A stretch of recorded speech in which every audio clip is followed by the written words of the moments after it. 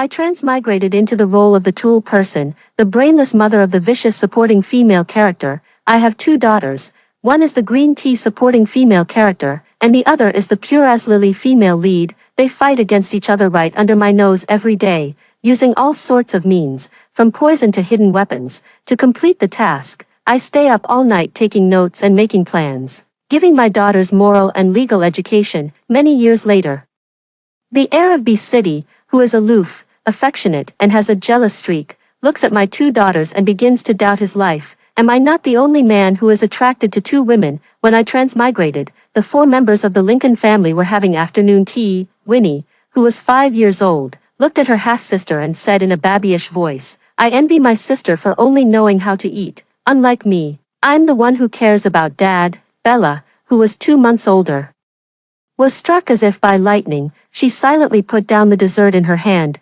and big tears rolled down her face. I slapped my husband across the face. Both daughters looked at me in shock. My cold-hearted CEO husband covered his face and looked at me with questioning eyes. I shook my sore hand, wiped Bella's tears, and then smiled and ruffled Winnie's hair. "Winnie is being partial. Why don't you care about Mom who made the dessert for you?" Bella looked at her dad, then at me, deep in thought. Winnie nodded obediently and said sweetly to me, "Mom, you've worked hard too." I smiled in satisfaction. After all, I slapped Lincoln to establish my authority in front of them. I stroked their hair. "You should get along well with each other from now on. If there's anything, talk it out and don't quarrel randomly." Got it. I transmigrated into a cheesy wealthy family novel. In the original book, the heir of B City, who is cold and haughty, fell in love with the delicate and innocent Bella. All the way, he chased after her, but on the way, he met Winnie, the half-sister of the female lead, who tried to stop them. In this 100-chapter novel, Winnie single-handedly tortured them for 98 chapters. In the book, Winnie suffered from congenital heart disease since childhood. She was overly spoiled by her parents. She was arrogant and vicious, and what she liked to do most was to steal things from Bella. So, she was obsessively attached to the male lead, thinking that as long as she got rid of Bella, the male lead would be hers. Since then, it was like an animated cartoon around the male lead every day. The two women were competing with each other all the time. One was acting recklessly, and the other was crying pitifully. One was thoughtless, and the other was unhappy. Finally, the male lead managed to solve all the difficulties and ended up with Bella. And Winnie was so angry that her heart disease flared up. She even squandered the Lincoln family's fortune. Lincoln suffered heavy blows to his career and family, and his mental state collapsed. He shot the original host, who doted on her daughter without limits, and then jumped off a building himself, and the culprit of all this was innocently nibbling on the sweet potato I baked. At night, Lincoln walked into the bedroom with a stern face. "Nancy, you hitting me today was very improper." I sat in front of the dressing table and glanced at him through the mirror. Actually, I was too lazy to deal with this man, the original host, and he had a political marriage. After they got married, they had almost no communication except for having children, but he was an important part of our daughter's upbringing. For most women, the first opposite-sex relationship they have to deal with in life is with their father. A cold and absent father can have a devastating impact on a girl. What's more, in a complex parent-child relationship like that of the Lincoln family, Bella was the daughter left by Lincoln's deceased ex-wife. This was one of the reasons why Winnie always wanted to be better than her. After all, the original host, besides going shopping, going to bars and spending money, spent the rest of her time nagging her biological daughter. "That little bitch Bella is trying to fight us for the family fortune." Under such circumstances, it was inevitable that there would be female rivalry between the sisters. Seeing that I was silent, President Lincoln was very unhappy. "Nancy, I'm asking you a question." I casually took out a stack of diagnosis reports and threw them in his face. "These are the psychological test reports of the two children I took them for. Take a look yourself." Lincoln was stunned and looked down at the reports. The test results were written on the first page, in bright big words.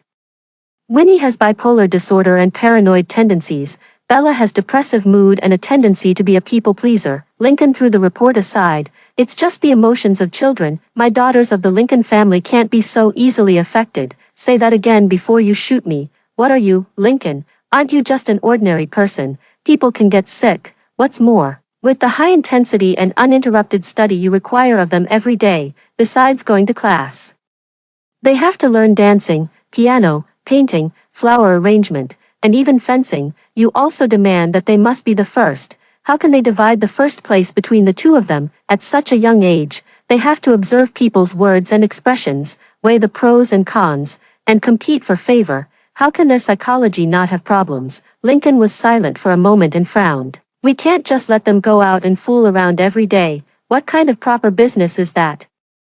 The International Milk Drinking League. I was speechless. I walked to a cabinet door and said coldly, "You force me to do this." I skillfully unlocked the combination lock and pulled the door open. The 3-meter-high cabinet was filled with shiny figurines, from Ultraman to Iron Man, and they were all limited editions. I casually picked one up, and Lincoln was shocked. "My Ultraman, don't touch it. This is your so-called proper business." I looked at him with disdain. "Man, remember.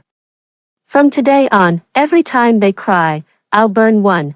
After reaching a strategic consensus amicably, the upbringing of our daughters was put on the agenda. First, I cut half of those miscellaneous interest classes, leaving only the ones they liked. Winnie chose swimming, and Bella chose boxing. They, very tacitly and unconsciously, chose what they lacked. Winnie lacked a healthy body, and Bella lacked a straightforward heart. After everything was settled, I dismissed the driver who took them to and from school and decided to do it myself. On the way to the kindergarten, the two daughters were eerily quiet. It wasn't until we arrived at the kindergarten gate that Winnie pouted and asked, "Mom, won't you pick us up after school?" As soon as she finished speaking, Bella burst into tears. "Mom, don't you want us?" I didn't know whether to laugh or cry, so I hugged them to comfort them. "You are so good, cute and smart. How could Mom not want you? Mom is even afraid that someone will come to snatch my daughters from me." After explaining patiently for a long time, the two children finally walked into the school hand in hand. But in the original book, Winnie had already started bullying Bella since kindergarten. She would beat and scold her whenever she had the chance, and even snatched her lunch and added paint to her milk. I was on my guard. I showed my identity to the security guard and then secretly went in to observe. As soon as they were out of sight of the school gate, Winnie shook off Bella's hand. The well-behaved smile on her face dropped, and her expression was so gloomy that it seemed to drip water. "I cry and you cry too. You're such a copycat," Bella sniffed. "I'm not copying you. I really want to cry," Winnie sneered. "My mom is not nice to you." "What are you crying for?" "At home, she calls me our mom, but outside, she calls me my mom." The skill of a green tea to dominate. She mastered it when she was 5. She was truly talented. Bella was not good at arguing. All her skills were focused on her tear ducts, and she couldn't win a fight at all. Winnie was angry when she saw her crying and reached out to pull her hair. Just as I was thinking about whether to rush out and stop her, a childish male voice came. "Winnie, you're bullying Bella again. Have you forgotten what I said last time?" I looked in the direction of the voice. Oh, what a handsome boy. He was only 5 or 6 years old, but he had already gotten rid of the vulgar taste of ordinary boys. He had a cold and composed temperament and was holding a book in his hand. I took a closer look. It was a children's version of A Brief History of Time. At this age, children of the same age should be picking up poop. I had a bad premonition. The next second, Winnie put her hands on her hips. "Simon, don't meddle in my business." Sure enough, Simon was the male lead of this novel. The male lead in the original book had the skill of being venomous with his words. I didn't expect that this skill was developed when he was 5 years old. "I'm meddling in your business. You're thinking too much." Simon snorted and walked over to take Bella's hand. "I'm concerned about Bella's business. You can do whatever you want, but if you make things difficult for her, I won't let you off." It was just a threat from a child. Ordinary people might not take it seriously, but I knew that Simon's parents died when he was young, and his grandparents doted on him extremely. If anyone made him a little unhappy, they would end up in a very bad situation. Winnie should also know this, because when they first entered this noble kindergarten, the original host had repeatedly reminded her, "We don't care about other people, but that Simon, we must try to win him over." At that time, Winnie didn't know what it meant to win someone over. She automatically translated it as, get his attention and make him like her. She achieved the first half of it, since she couldn't achieve the second half. With the idiotic logic given to her by the author, she doubled the KPI of the first half. Simon took Bella's hand and left leisurely. Winnie stood there, her eyes red with anger, as if she was about to cry. Winnie held in her anger for the whole morning, until lunchtime. When Bella walked over, Winnie bumped into her suddenly. The food on Bella's plate spilled all over herself. "Oops, I'm sorry," Winnie apologized casually, then suddenly glared. This dress is mine, you actually stole my old clothes. Wow, Bella is a thief, stealing old clothes. How shameless, take it off now. Bella became the target of ridicule and siege. I frowned and looked for the head teacher, only to find that she was hiding in the staff room chatting with a colleague. Those two sisters in your class are in conflict again, aren't you going to take a look? The colleague reminded her kindly. The head teacher said hastily, Shoo, I'm not going, they are both from the Lincoln family, how can I manage them? If I manage it wrong, I'll get scolded instead. I felt a rush of anger. I sent my children to school so that they could learn knowledge, moral cultivation, and the correct values. But if the teacher's values were distorted, what kind of people would my children grow up to be? I came out from the dark. When Winnie saw me, her eyes lit up and she happily threw herself into my arms. Mom, why are you here? I didn't hug her back. Instead, I said, Winnie, your sister's dress was given to her by me. Winnie froze and looked up at me blankly. I gave the dress away without your consent. It's my fault. Will you forgive me? A trace of haze flashed in Winnie's eyes. Quickly, if an adult wasn't paying attention, they wouldn't have noticed it. She nodded slightly and said softly, Of course I'm not angry with Mom. Thank you. I stroked her head and said gently, Then you should apologize to your sister. This time, not only Winnie but also the head teacher who rushed over was stunned. After all, everyone knew that Winnie was my biological daughter. Winnie looked around at the young ladies and gentlemen and said with a headache, Here, Mom, I'll treat my sister to a good meal later. The head teacher also smiled and said, It's just a quarrel between children. It's not a big deal. Maybe it's not a big deal for other children, but my children must know right from wrong and be able to take responsibility for it. I looked at Winnie firmly. Apologize. Right here. Your voice should be no lower than just now. You should let everyone hear that Bella didn't steal anything and that she is innocent. In Winnie's big black and white eyes, there was a venom that didn't belong to her age. She almost gritted her teeth as she said those 3 words. I'm sorry. I looked at Bella. She shrank back under the gaze of everyone, looking confused. Bella, do you accept her apology? Winnie glared at her viciously. Bella took 2 steps back and said in a low voice, Mom, I'm fine. It's not about being fine. It's not about accepting the apology, let alone forgiving her. I softened my tone. Only when this matter can be turned over in your heart can it be called forgiveness. All those who persuade you to forgive in the stance of a bystander are morally kidnap you. There is no law in the world that can force the victim to forgive the perpetrator. I looked around at the children. The teacher can't do it, the parents can't do it, and other irrelevant people definitely can't do it. When we got home, for the first time, Winnie didn't pretend to be innocent and cute. As soon as she entered the house, she stormed into her room, looking angry. This change in her was actually a good thing in my eyes. If a child pretends in front of their parents, it only means that she doesn't trust her closest parents. I went to Winnie's room. She was going crazy in the room, screaming and smashing everything on the table and in the cabinet. She was also cursing non-stop. Bitch, bitch, the bitch who pretends to be innocent. If I hadn't read this novel, I really couldn't imagine that a 5-year-old child could curse with so many vicious words. It seems that I need to pay special attention to the TV shows and books she usually watches and reads. I walked up to her and stroked her head. I'm sorry for making you feel bad just now. Winnie shed tears of grievance and sobbed. Mom, why don't you like Winnie all of a sudden? Do you like sister more? I reached out and hugged her, patting her gently. How could that be? You and Bella are both my beloved daughters, but just because you are my daughter, I want you to have a correct sense of right and wrong. For example, your behavior just now is called bullying. I can tell you directly that it's wrong. You can't imagine how deeply your momentary vanity and happiness can hurt others. When I said these words, Winnie didn't seem to be affected. She still tried to muddle through by acting coquettishly. I didn't hit or scold her. Not only hitting and scolding are considered bullying. I pinched her soft little face. Verbal insults, ostracism in attitude, making jokes about other people's flaws. All these behaviors that you know will hurt others but still do are bullying.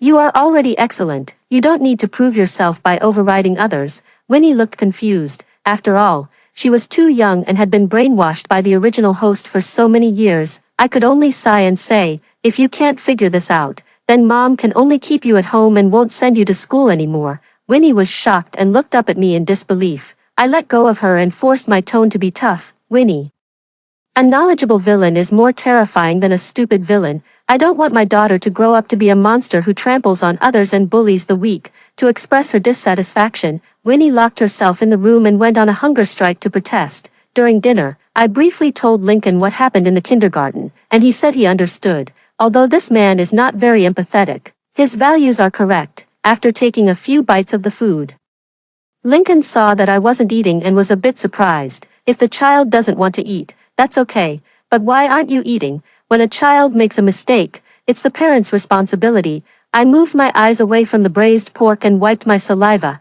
There is no kind of teaching by example that allows adults to stand there arrogantly without doing anything. Lincoln was stunned for a moment and then put down his chopsticks. I'm going to work in the study.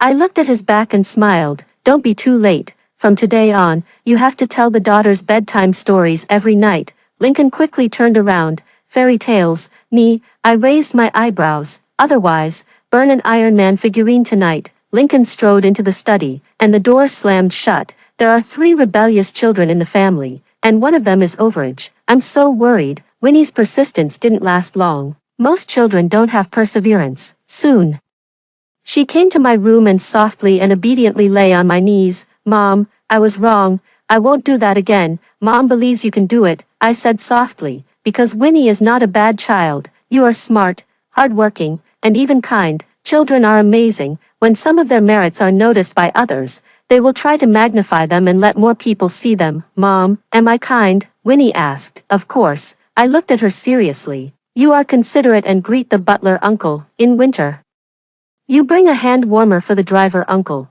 Do you remember the dead puppy we saw by the roadside? Among so many people coming and going, only you made a tombstone for the puppy. You just lack a bit of empathy. But Mom believes you can do it. Winnie was silent for a while and then said seriously, Mom, I will try to be a kind person. I smiled. Mom will wait and see. Before the 2 daughters went to bed, I held a knife to the neck of the Ultraman figurine and dragged Lincoln, who was escaping reality, out of the study. When the 2 children heard that Mom and Dad were going to tell stories, their 4 eyes were dazed for about 8 minutes. Winnie was the first to react. She raised her face and gave me a big smile. Great. Winnie likes listening to Mom's stories the most. You don't really like it. You've never even heard them before. I held back the dirty talk on my lips, picked them up and put them on the bed, and covered them with the quilt. Lincoln and I hugged the 2 children in the middle, with one of us on each side. What story do you want to hear? I asked gently. Snow White or Sleeping Beauty? Winnie was the first to answer again. She thought for a while and said seriously, I want to hear The Little Mermaid. Do you know it? I looked at Lincoln in despair, and he gave me his usual expressionless face. We don't have this storybook at home. Can we change to another one today? I stroked Winnie's head and then looked at Bella, who was silent. What story do you want to hear, sister? Bella blinked her watery big eyes. Bella is okay with any story. I nodded. Then, however, she interrupted me quickly, with her innocent and pure look. It would be best if you could tell the story of Cinderella. I mean, who taught them the habit of not speaking properly. I took out Cinderella from the bedside and motioned for Lincoln to read it. Lincoln sighed helplessly. Once upon a time, in a certain town, there was a very lovely girl. Lincoln read the story stiffly and woodenly. His tone was very hypnotic, and the 2 children soon became drowsy. Just as I was about to pull Lincoln away quietly, Winnie suddenly said, Mom, I think Cinderella's sisters are so pitiful. I pinched her little face. Why? Because they do everything their mom says. They even cut off their toes. But the prince still doesn't like them. I was stunned for a moment and then softened my voice. Yes, so Mom won't ask you to compete for the prince. You have a big forest. Outside the forest, there are haunted castles, snowy ice fields, sleeping dragons, singing dwarfs, and witches riding brooms. There are so many interesting things in the world. Which one is not more interesting than the prince? Winnie fell asleep, looking at her sleeping face. I couldn't help but think, it's time to get rid of her morbid obsession with Simon. Unfortunately, Simon didn't give me this chance. Something happened in his family, and he transferred schools quickly. Before leaving, he took Bella's hand and said seriously, when I grow up, I will come to marry you. After that, he even kissed Bella on the forehead. What a scary mouth. He can deceive people and even force a kiss at the age of 5. If I remember correctly, when he was in junior high school, he had 5 girlfriends at the same time. He even said to each of his girlfriends righteously, there is a little girl in my heart, so I won't love you. If someone doesn't love but still sleeps with others, anyone with a brain wouldn't pay attention to him, but Winnie became one-fifth of those girls. When I rushed out furiously, Simon had already reached his car. He looked at Bella and then at Winnie and said indifferently, "You will never be as good as your sister, damn it, how dare you judge my daughter?" Before the bodyguards could react, I rushed over and pointed at him and cursed, "You will never grow taller than 1.72 meters. Simon was furious but could only glare at me helplessly. I sneered, "You will never grow more than 8 centimeters. The little brat didn't understand this. The stunned bodyguards finally remembered their duty and escorted Simon into the car and drove away quickly. I turned around and picked up Winnie. "Remember, whatever someone who doesn't love you says is nonsense, because they don't want you to get better at all." Winnie looked at me thoughtfully for a while and then smiled sweetly. Mom is right. I don't know if she really cared about this sentence, but Winnie later really seemed like a different person. She was humble and polite to others and very kind-hearted. She never bullied Bella again. The estrangement between the two sisters was quickly eliminated. They loved each other and went through primary school and then junior high school. They became famous, twin lotus flowers, in the social circle. Seeing that Winnie's favorability towards me had reached 80%, I thought that the drama of female rivalry between the sisters had ended, and I wouldn't get shot again. But at this crucial moment, something else happened. Simon came back. At first, I didn't know that Simon had come back. After 7 years of getting along, I was very relieved of Winnie and just wanted to be a gentle and good mom, until one day, Winnie suddenly came home early and rushed into the room crying. Bella soon came back and gently stroked her sister's head. "Don't listen to Simon's nonsense. It's just a few pimples. Which girl doesn't have them? You are good in every way. He doesn't deserve you." Winnie paused and looked at her sister with teary eyes. "What about you? Does he deserve you?" Bella was stunned for a while. During adolescence, Winnie inevitably grew a few pimples. To cover them up, she even got a bangs hairstyle that didn't suit her. In contrast, as the female lead, Bella not only didn't have pimples but also had better and better skin. She was as white as a glowing light, with thick black hair, and the outline of a great beauty was already showing. Seeing that Bella didn't speak, Winnie sneered. I hadn't seen this kind of smile on her face for a long time. "Also, he is the heir of B City. A handsome guy that all the girls in the school like. He is deeply in love with you. How could he not deserve you?" Bella looked at her helplessly. After a long while, she said softly, "That's all in the past. He just hasn't figured it out yet." Even though I'm Winnie's biological mother, I have to admit that Bella is extremely mature and sensible. This may be because she doesn't have a biological mother, so she has been cautious since childhood, or it may be due to her own nature. Her biological mother, Lincoln's ex-wife, was said to be a gentle and quiet woman. The next day, I secretly went to the school again. For many children, junior high school is the first step towards adulthood. Besides studying, they have also developed a rough set of rules for socializing and being a person. They don't want outsiders to interfere easily. When I walked near their classroom, I saw Simon in the corridor from a distance. It's not that I recognized him at a glance. It's just that he is extremely good-looking. He still has that cold and steady temperament, but the book in his hand has been replaced with a string of Buddhist beads. No matter how old a man is, as soon as he starts playing with beads, he looks greasy. But there is one thing that makes me happy. He is not tall. He should be less than 1.72 meters. All my days and nights of burning incense and cursing him worked. There was a guy with yellow hair standing beside him. He was slovenly. I had seen him before. He was the second son of the Clark family. This is also a standard setting in wealthy family novels. There is always a lackluster lackey beside the cold male lead, but he is called a friend. "Look at that Winnie." Lucas pointed at the classroom with a sneer. "That bangs cover half of her face. She's so afraid that others will know she's a pimple monster." Simon didn't even lift his eyelids and sneered sarcastically. "Is she worth a glance from me?" Lucas laughed loudly. "That's right, the one who is worthy of our Simon is someone like Bella, who is noble and clean. Winnie has peeked at you 3 times in just 5 minutes, just like other girls. She's so vulgar." Winnie seemed to sense that someone was gossiping about her. She looked outside the classroom. Just then, Bella came back. When she passed Simon, her gaze was straight, and she didn't stop at all. Simon frowned. Just as he was about to speak, Winnie jumped up and ran over to hug Bella. "Sister, I'm starving. Why did you take so long?" Bella glanced at Simon quickly and then smiled and stuffed a sandwich into her sister's hand. There were a lot of people in the convenience store, so I queued up for a while. Winnie took the sandwich and was about to open it. Simon said indifferently, "Bella, I'm hungry too." Bella was stunned and looked at him, seemingly not understanding what he meant. Simon pointed at the sandwich in her hand. "Give me yours." Bella hesitated for a moment and was about to hand the sandwich to him, but Winnie was one step ahead. "Simon, you can have mine." Simon sneered, took the sandwich from Bella, and turned away. "Yours? It's so dirty." There were snickers all around. Winnie stood there holding her sandwich, and her face gradually turned red. "Winnie, don't listen to him." Bella reached out to hold her, but Winnie slapped her hand away. "Leave me alone." After that, she quickly ran back to the classroom and lay on the desk motionless.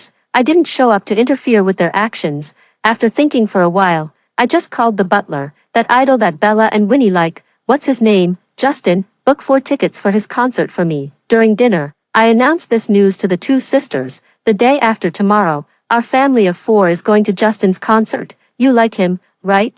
Let Mom and Dad experience it too." Bella and Winnie were still feeling awkward about what happened in the afternoon. When they heard this news, their eyes lit up and they hugged each other happily. "Oh my God, Justin, this is great." Only Lincoln looked confused. "Who is Justin?" "I picked up a piece of steamed fish for him. It has nothing to do with you." Over the years, Lincoln has changed a lot. He tried to reduce his overtime and business trips. No matter how late it was, he would go to the children's room to take a look and leave a goodnight kiss. Even if he was very busy, he would come home for dinner. He said he liked my cooking. It had a taste that made him nostalgic. I suspected it was one of his ex-girlfriends, but I didn't say it. Justin's concert scene was extremely lively. Even someone like me who doesn't follow stars was easily infected by the emotions. I was humming out of tune until the concert ended, which made passers-by turn around frequently. "There's no way. I'm a tone-deaf person who's confident and loves to show off." I looked at the time. When the appointed time arrived, I said mysteriously, "Let's go. I've reserved a special program for you backstage." Bella and Winnie looked at each other and let out a scream. Lincoln covered his ears expressionlessly. "I'll wait for you in the parking lot." I had no objections. I took the children and headed backstage. Before we reached the door of the lounge, we saw several girls tiptoeing and hiding in the corner, chattering and discussing. Should we show up suddenly and give him a scare, or should we knock and go in? Knocking won't work, right? We sneaked in. We'll easily be kicked out. Scare him. I haven't seen Justin when he's scared yet. Get the camera ready. We need to take candid photos later. After reaching a consensus, they really burst in. There were earth-shattering screams in the lounge. Then several girls were dragged out by the security guards. While being pushed around without dignity, they were still snickering. "Justin looked so cute when he was scared." "Did you take the photos?" When I took my daughters over, the young and handsome idol was still scolding in the room. I could tell that he had good manners. All he said were just a few words like, "Annoying stalker fans." I showed my identity to the assistant outside the door. This meeting was something I paid for. My daughters were very happy. They chatted with the idol for a long time and then took photos together shyly. Justin even stroked Winnie's head and praised her for being beautiful at such a young age and said that she could consider entering the entertainment industry in the future. Winnie's eyes instantly regained their luster, and her face slowly turned red. I was satisfied with the scene in front of me. The hundreds of thousands of yuan I spent weren't in vain. I can't figure out why the parents of the protagonists in novels throw money around casually. Only when the money is spent on the right things can its value be highlighted. Until we got home, they were still looking at the photos in their phones with aftertaste. I cut the fruits and walked into their bedroom. I asked, "Did you have a good time today?" The two daughters looked at each other and nodded with a smile. "Yes, we did." I smiled and said, "You see, a fair and equal interaction makes people happy. But why are those stalker fans unpleasant?" Winnie said matter-of-factly. "Stalker fans are of course annoying. They invade other people's privacy, and they're paranoid and think they're affectionate, without considering whether the other person wants it or not." Bella also said seriously, "Yes, and their attitude is like chasing a god. But idols are just ordinary people. Being expected unrealistically is actually quite annoying." "You're right." I nodded. "It's not just for idols, it's the same for ordinary people, like Simon." Winnie and Bella fell silent instantly. After a long while, Winnie said softly, "Simon is different. He's the heir of B City, rich and powerful. Also, he's excellent, knowledgeable about both the past and the present. I interrupted her. "First of all, how did this title of heir come about?" I frowned and asked, "What era is it now? Does his family have a throne to inherit? Or did you create such a title that puts him above others? There are so many ordinary people in the world who are working hard to break down the class barriers, but you created an emperor for yourselves. Is that normal?" As for his so-called knowledge of both the past and the present, some people are well-read, some are good at chess, calligraphy, and painting, and some can even bring glory to the country by playing games. These are hobbies and things they're good at.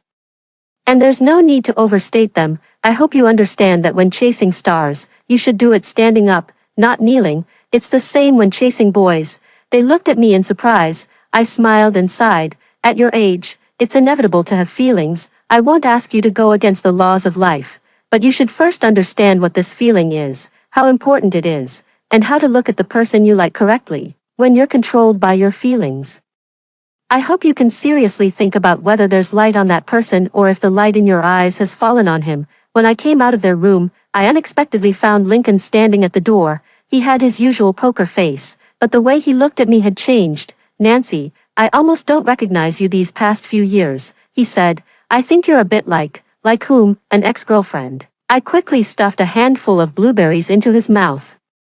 "Eat more fruits to improve your eyesight." The next day, when it was time to go to school, Winnie dawdled in her room for a while. When she came out, she pinned the awkward bangs on both sides with hairpins, and the few red pimples on her forehead were exposed. But I've never thought she was so beautiful. She was bright and confident, like the rising sun. I drove them to school. At the school gate, Simon was surrounded by several boys. As if waiting for someone, Bella got out of the car first.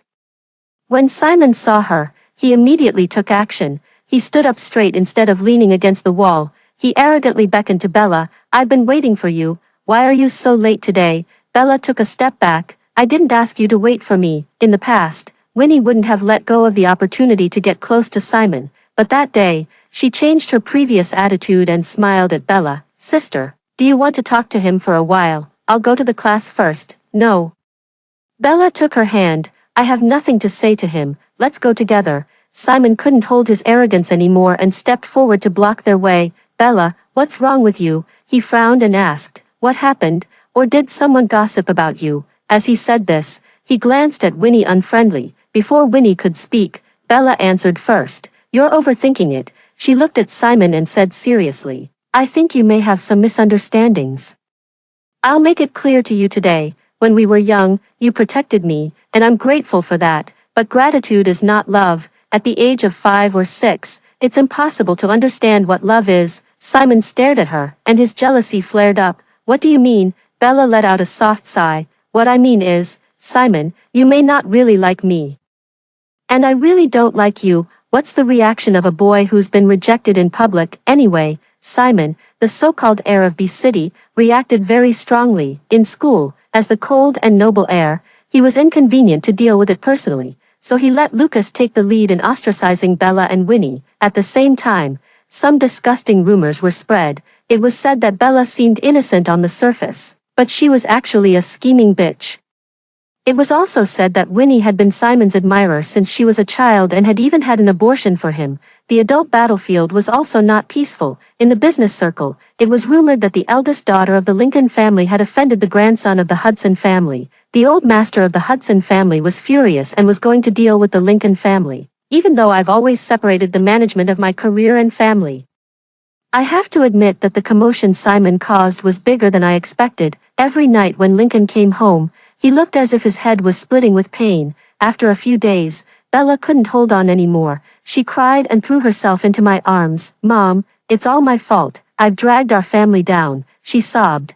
"How about I agree to Simon?" I patted her back and wiped her tears. I frowned and criticized her. "What are you talking about? Even in business, forced buying and selling are not allowed. Just because he took a fancy to my precious daughter, should I give you to him?" Bella's tears flowed even more fiercely. "Mom, I don't understand. Maybe I'm good-looking, but there are so many good-looking girls around him. He helped me when we were in kindergarten, but actually, sometimes, I didn't need his help. I can say that if he hadn't intervened constantly, Winnie and I wouldn't have had such a bad relationship when we were young. Now, because of him, no one wants to be my friend. The boys are afraid of him, and the girls like him. Everyone doesn't like me. Do you know why?" I sighed softly. because in his eyes, you've always been too weak. In the eyes of someone like him who considers himself a strong person, the weak have no stance, the weak don't know how to refuse, and the weak have a low bottom line. Most importantly, the weak can set off his greatness and nobility. When we were young, he may not be unaware that intervening between you and Winnie would make your relationship worse. On the contrary, he knew it and still did it. Men love to watch the drama of women arguing and turning against each other. This can greatly satisfy their vanity, so they keep setting off the wave of female rivalry, forcing women to compare with each other and fight each other. As I said this, I glanced at Winnie standing beside me. She seemed to have listened carefully and was lost in thought. I turned to look at Bella. He keeps telling you with words and actions that you're weak, that you can only rely on him, and that you can't survive on your own, and for him, this feeling is as cheap as keeping a pet dog. He doesn't even need to manage it too much, but he didn't expect that a pet dog would dare to bite its master, so he decided to punish it. Bella stared at me blankly. I asked, "Do you want to be such a pet dog?" She didn't think twice. "No," I smiled. "Your father and I don't want that either. For us, the bottom line is you and Winnie. If anyone wants to bully you, your father and I will fight them to the death and drag them to hell with us. So, you just focus on studying. Your father and I will find a way. At worst, we'll go bankrupt when it gets cold and live a pastoral life in the countryside together." Bella stopped crying and laughed. She held Winnie's hand and went back to the room to do their homework.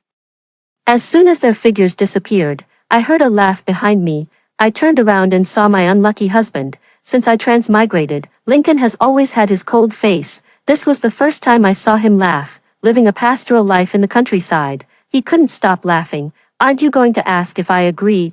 I pouted. "If you don't agree, I'll take our 2 daughters with me." "I don't think that's possible." Lincoln put on his serious face again. "Wherever you go to have fun, you have to take me with you." After saying that, he stared at me. For some reason, his gaze made me feel a bit uncomfortable. I coughed dryly and turned my head. "You're not working in the study. What are you doing here?" He stared at me for a while and then averted his gaze. "It's nothing major. The birthday banquet of the dog-taming master of the Hudson family sent an invitation to our family. The Hudson family is really interesting. They hit you and then give you some benefits. This schizophrenic approach is very likely the idea of that heir." I asked my 2 daughters for their opinions on this matter. "Do you want to go?" "Maybe if we go, those people will make things difficult for you and embarrass you," Winnie said without thinking. "Are you kidding? A bunch of idiots. Am I afraid of them?" Bella thought for a moment and asked me, "Will it be beneficial for our family if we go?" I looked at Lincoln, and he nodded at me. Some things should be made clear in person. On the day of Simon's birthday banquet, Winnie picked her favorite dress and vowed to blind Simon's eyes. Bella, on the other hand, took an unusual path and insisted on wearing casual clothes. I asked her the reason, and she said, "I'm afraid he won't see my biceps." The strong and weak I mentioned didn't mean this, right? Forget it. As long as my daughter is happy, the banquet of the Hudson family is always very grand. From the villa to the garden, there are crowds of people, but when we showed up, the noise stopped for a second, but only for a second. Everyone here is a decent person. There are endless new gossips in the circle every day. Eating melons is one thing, but reaching out to meddle in other people's business and getting stained with the mess is another. Among the crowd clinking glasses, Simon, surrounded by a group of young masters and ladies, looked particularly noble. "You're here." He carelessly rubbed the string of beads in his hand. "Come and have a chat." At this kind of occasion, adults are on one side, and children are on the other. Children who are too young are taken care of by the housekeeper and servants. Winnie and Bella looked at each other and said to me, "Mom, we're going over there for a while." I nodded in agreement, but I was worried, so I didn't dare to walk too far. It turned out that my worry was justified. As soon as the 2 sisters arrived, they were given a warning. Simon's number 1 lackey, the second young master of the Clark family, immediately started speaking in a sarcastic tone. "Yo, isn't this our noble Bella? Hurry up and hide. She's so lofty that she might get contaminated by us." Bella's face darkened. Before she could speak, Winnie sneered. "You know yourself well, you know you're dirty, you." Lucas was so angry that he almost choked. "You ugly pimple-faced freak, you're the one Simon doesn't like. Who are you to speak?" What he said hit Winnie's sore spot, but she wasn't angry. Instead, she chuckled. This laugh made Simon look at her in surprise. "What are you laughing at?" He frowned and asked. "I'm laughing at how close I was to becoming someone like you." Her smile was bright and confident, not affected by the malice at all. Besides, I'm different from you. I'm a normal person with the freedom of speech. I don't need to follow the rules of seniority. Simon frowned and looked at her. Finally, he said, a sharp-tongued woman is very annoying. Winnie accepted it openly. Thank you, and a man who's less than 8 centimeters is too. I almost spat out my wine. She actually remembered the words I cursed when she was 5. The expressions of the people around instantly changed. Those with better self-control kept a straight face, and those with less self-control pinched their own thighs. After all, the fact that Simon, under his cold exterior, is actually a lecherous man is no secret. Unexpectedly, although the heir looks like a dangerous person, he's actually like Hello Kitty. Seeing Simon's face turn black with anger, Bella finally opened her mouth to stop her sister from enjoying the moment of speaking her mind. Winnie, stop talking. She looked at Simon gently and said in a low voice, that's a secret. Simon smashed the wine glass with a snap and pointed at Bella's nose and started scolding. Bella, you're so ungrateful. You're being too presumptuous. Listen, after being called like this for a long time, he actually thinks he's royalty. Bella looked at him calmly. Expressing my opinion is presumptuous. Then if I scold you, will I be breaking the law? Under his gaze, Bella calmly uttered a few words. Son of bitch. The whole place was in an uproar. Even I dropped a wine glass. Simon stared at her with his eyes wide open in anger. Since childhood, Bella has always had the image of a gentle and well-behaved little white flower. When she swore, it felt like a mute who had been silent for years suddenly opened his mouth and called you mother. Winnie looked at her sister in shock. So cool, sis. Bella smiled sheepishly. I practiced for several days. I don't know if it sounds natural. Simon finally reacted. He rushed over and tried to grab Bella's hand as if he was going to hit her. Bella, who had learned boxing for so many years, kicked him into the artificial lake beside them. The crowd let out a scream. I walked in from the outside and hugged my daughters who ran towards me with a smile. Mom, did we embarrass you? I was extremely happy. Of course not. If we don't fight back against those who violate our dignity, that would be embarrassing. Even Lincoln twitched the corner of his mouth and said softly, well done. While we were having a warm and harmonious moment, the crowd over there was still screaming, and the noise made my head ache. He just fell into the water and took a sip. Why are they still screaming? I frowned and asked. Lincoln slowly walked over to take a look and then slowly moved back. The turtle fell into the water and found that it couldn't swim. I raised my eyebrows. What about those little turtles? Lincoln shrugged. Who knows if they're taking revenge on purpose? Anyway, they all say they can't swim. I instantly understood. Most of the people present are worldly and smart. Those like Simon, who own half of the business world, are in the minority, so no one has the confidence to be as self-centered as him. But he doesn't know that most of these truly sober people, although they seem to obey him on the surface, may actually look down on him behind his back. The smarter people are, the better they are at judging others. The first lesson in their lives basically involves the 16-character policy: learn to analyze, make good use of advantages, seek benefits and avoid harm, and stay away from danger. Simon bullies others, insults them, and spreads rumors about them. With such a character, anyone with a clear mind won't truly consider him a friend. He's just a tool to maintain peace on the surface.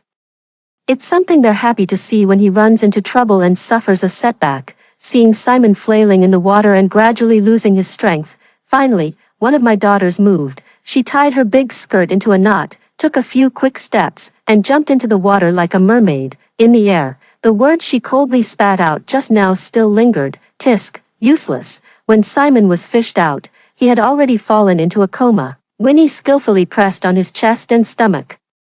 Simon spat out a few mouthfuls of water, but he still didn't wake up. Do we need to give him mouth-to-mouth resuscitation? Lucas asked in a low voice. Winnie looked at him and stood up. You do it. Lucas was stunned.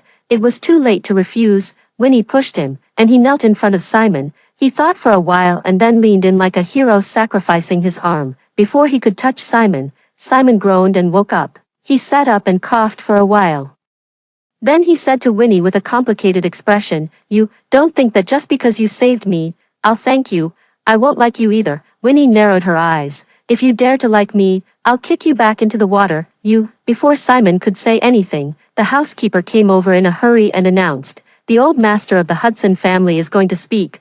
Please go back to the banquet hall. We ignored him and the four of us went to the banquet hall neatly. The old master of the Hudson family is almost 80 years old, but he's still in good spirits. His suit makes his back straight, and there's an aura of authority in his eyes. Winnie looked at him and whispered, "He looks energetic, but he's actually an old fool." "My grandpa is not an old fool," a voice came from behind. When we turned around, it was Simon. He was all wet, and water was dripping from his hair. He stood behind us like a ghost. "You wait. My grandpa will definitely deal with you later for offending me." "Then let's see." I turned around. My usually taciturn husband was looking at this embarrassed little guy with a half-smile. The old master of the Hudson family cleared his throat and began to speak. "Thank you all for coming despite your busy schedules." He smiled and said, "Today is Simon's 14th birthday. After this age, he has to take legal responsibility for his actions." Amid the laughter, everyone's eyes turned to Simon behind us. Over the years, Simon has been excellent in both studies and character. He's always been my pride. I always want to leave the best things to him. Now that he's grown up, I think I should start training him as my successor. At this moment, there should be applause. Unfortunately, my two daughters were on high alert, as if facing a great enemy. The old master of the Hudson family continued. "I believe that during this period, everyone has heard that there are some problems between the Hudson family and the Lincoln family. I specially invited them here today to sort things out, so that no one can say that the Hudson family is using its power to oppress others." As he spoke, he stretched out his hand towards Simon in the crowd, and the crowd automatically made way. Simon smiled proudly and walked over, standing beside his grandpa. He didn't forget to give us a contemptuous glance. The old master of the Hudson family looked at Lincoln. "Mr. Lincoln, I'll be straightforward." Lincoln nodded in reply. Simon looked at him expectantly. The old master of the Hudson family held his grandson's hand and said calmly, "Simon, starting from today, I'm going to take back all the trusts, financial management, and real estate under your name. I'll use the recovered assets to invest in the expansion project of the Lincoln family." Simon was stunned, and so were the others. "Grandpa, what are you talking about?" "That's what you heard." The old master of the Hudson family didn't look him in the eye and turned to the guests in the banquet hall. "I invited you all here today to reach a consensus. Starting from today, my grandson Simon has no privileges. I hope he can improve himself with his own strength, get into university, and succeed in his career, instead of using the name of the Hudson family. So, for the time being, I hope you all remind your young masters and ladies not to treat him as an esteemed person. And more importantly, not to support him financially. If anyone does so, the Hudson family won't appreciate it." Simon was anxious and didn't care about his aloof image anymore. He shouted, "Grandpa, you're crazy. You're the one who's been spoiled crazy by me." The old master of the Hudson family said lightly, "Over the years in the business world, I've seen many young people like James, but the one I admire the most is Mr. Lincoln, who built his business from scratch. So, I'm investing in you in the name of my grandson, which shows my sincerity. If Simon becomes successful in the future, our cooperation will reach a new level. If he doesn't repent, this money will be the pension I'm keeping with you on his behalf. Just give him some dividends every year." Simon looked at his grandpa in disbelief. "Also, Winnie and Bella, right? Grandpa is sorry to you. We, the Hudson family, were wrong about this matter from the beginning to the end." Even after leaving the Hudson family's place, Bella and Winnie still couldn't believe what had happened. After a long while, Bella asked, "So, Mom, our family has become the manager of Simon's property. Am I not dreaming?" I smiled and pinched her cheek. "Does it hurt?" "It hurts. It hurts." Bella jumped up suddenly and then looked at me and Lincoln suspiciously. "Did you guys plan this? Didn't the old master of the Hudson family intend to deal with our family at first?" I looked at Lincoln and didn't give a definite answer. In fact, the old master of the Hudson family initially planned to avenge his grandson, but Lincoln visited the old master of the Hudson family again and again with the plan and planning of the new project. The old master of the Hudson family deliberately made things difficult and sent the housekeeper to ask every time, "Has your daughter admitted her mistake?" But Lincoln was extremely stubborn and replied every time, "My daughter is not wrong and doesn't need to admit her mistake." After enduring this more than a dozen times, the old master of the Hudson family finally couldn't hold back his curiosity and agreed to meet him. That day, Lincoln called me over too. "What kind of person would spoil such a little brat? Don't you want to see for yourself?" I felt like I was being manipulated by him, at first. The old master of the Hudson family's state was in line with the image of a muddle-headed person given to him in the original book. He was determined to shout that his grandson was the guiding flag and absolute truth. After being scolded for a long time, I couldn't stand it anymore and was about to retort, but Lincoln held my hand. "Old master, do you know that spoiling a child is like killing him?" The old master of the Hudson family was stunned. Lincoln smiled slightly. "Before I met my wife, I didn't understand this either. I always thought that as long as I let my children learn what they should learn, I should just spoil them for the rest. But that's not the case. If it weren't for my wife, my two daughters might have become people like your grandson. We're all businessmen. Businessmen value profits. If you deal with me for your grandson today, you might deal with others tomorrow. Who would dare to cooperate with a family like that? Your family is powerful today. To put it bluntly, you're 70 years old. How many more years can you last? With your grandson's way of doing things, at least I wouldn't be willing to cooperate with him. So, what about others?" Simon suffered a complete defeat overnight. When he went to school every day, he still put on an air of nobility and coldness, but no one bought into it anymore. There were still girls who admired his talent and appearance and confessed their love to him. Every time this happened, he would silently glance at Winnie and then mercilessly retort, "You like me, look at yourself first." The girl was so angry that she slapped him and said, "You're a shorty less than 8 centimeters tall. Who do you think you are?" The boy who slew the dragon eventually became the dragon, and the dragon attracted another boy to slay it. It goes on, without end. But fortunately, my two precious daughters have completely dispelled the shadows in their growth and are moving towards the light. On the day of filling out the college entrance examination volunteer form, I asked them, "What do you want to do in the future?" Bella asked me, "Mom, what do you want us to do? Our grades are similar. If we apply to the university, won't it reduce some trouble for you and Dad?" I looked at this extremely sensible child and smiled helplessly. "Mom really hopes that you will support each other and love each other, but the premise of this hope is that you become independent individuals and live your own lives well." Bella thought for a while and said, "I want to inherit the family business, just like Dad, and support a complete family and give happiness to the people I love." After saying that, she looked at Winnie nervously and said, "I'm not trying to compete with you for the family property. We can run the company together." "I don't want to do that. Working overtime every day like Dad is no fun at all," Winnie said without hesitation. "I want to be a teacher." This surprised me. "Why?" She turned her face away shyly and said softly, "I want to be like Mom and help more girls like me to respect and love themselves and be bright and kind." On the day I sent them to university, I stood at the airport to say goodbye to the children. After their figures disappeared, I asked the system, "Haven't I completed my mission?" The system replied, "The favorability of the target you're courting has reached 100%. But the mission of turning their lives around hasn't been completed." I was completely stunned. Because of my intervention, the plot of the original book had been completely disrupted. Winnie no longer chased Simon. Instead, Simon seemed to have a masochistic tendency and started to haunt Winnie. Even when filling out the college volunteer form, he filled it out after secretly inquiring about Winnie's choice. The Lincoln family won't be defeated, and Bella can spread her wings like a butterfly. So, where exactly is the problem? Soon, I got the answer. 2 months after the start of the school year, the school called in a hurry. Winnie had a heart attack and was rushed to the hospital. When Lincoln and I rushed over, Winnie's face was pale, but she seemed to be in good spirits. "It's all my fault. I haven't had an attack for years, and I thought I was a normal person. I even dared to sign up for the freestyle swimming competition." My daughter smiled brightly. As a mother, I couldn't be crying. I poked her forehead. When you make a mistake, you should be punished. When I get better, I'll stay in the corner to reflect at home," Winnie said. "During the time when my sister and I are not at home, the corner for reflection at home must be very lonely," Lincoln said seriously. "Not really. I still go there often," Winnie laughed heartily. I let them talk first and went to ask the doctor about her condition.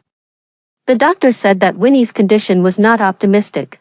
Her heart failure is severe, unless there's a matching heart for transplantation as soon as possible. Otherwise, I thought of my uncompleted mission and finally understood where the disaster was. So, I made a decision. I walked back to the ward and asked Winnie, "You know that Mom loves you, right?" Winnie was stunned for a moment and then nodded vigorously. "Yes, Mom loves me very much, and of course, I love Mom too." I smiled and stroked her head. "That's good." Not long after, Bella rushed over in a hurry. I accompanied the two sisters for a week. Although it was a small hospital ward, we were happy every day. Actually, I have a dream too. I've always wanted to travel around the world. It's a pity that you were too young before, and I couldn't bear to leave. When you get better, I must go on a trip. First, a trip to see the aurora, and then a penguin competition. You tell me, if I don't take your dad with me, will he find a stepmother for you? The two daughters were overjoyed and looked at their dad with great pity. A week later, I lay on the bed in the hotel room and dialed Lincoln's number. Then I slashed my wrist vein. After slashing my right wrist, I couldn't use my strength. I bit the knife with my teeth and slashed my left wrist a few times. Lincoln, I only have 2 hours. Calculate the time and bring the ambulance, I said calmly after the call was connected.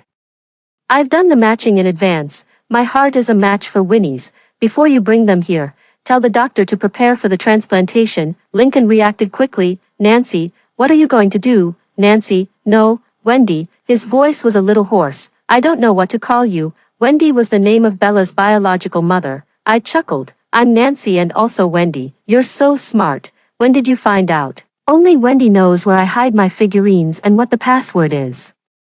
Only Wendy knows that the braised pork I like must have preserved plums in it, and the fish I like can only be steamed, but only Nancy sings out of tune and still insists on singing, and Nancy has always yearned for a pastoral life. I felt a little dizzy from excessive blood loss. I said softly, Lincoln, take care of them. When they ask, just say that Mom has gone on a trip around the world. Lincoln didn't say anything. I heard sobbing on the other end of the phone. In fact, what was he sad about? I was just an incarnation of a fantasy. That day, the system asked me to choose a world to court. I carefully read the information of each world. There were wealthy families, ghosts, ancient times, and the future. Among these complex 3,000 worlds, I suddenly caught a faint, but extremely warm light. I reached out and took it out. It was a painting. There was a woman in the painting, holding 2 lovely girls. There was a line of crooked handwriting on it.